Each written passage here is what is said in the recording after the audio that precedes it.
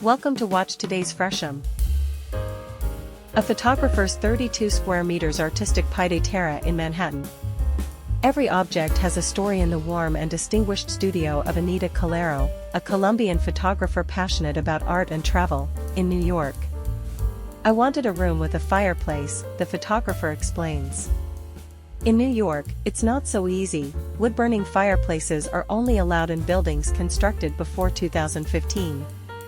Last August, when Anita Calero bought the studio, a relative rarity in an Art Deco building, the interior had been stripped of its historic features. What the space lost in character, it made up for in the mirrors that covered the fireplace wall, the ceiling, and the entry hall doors.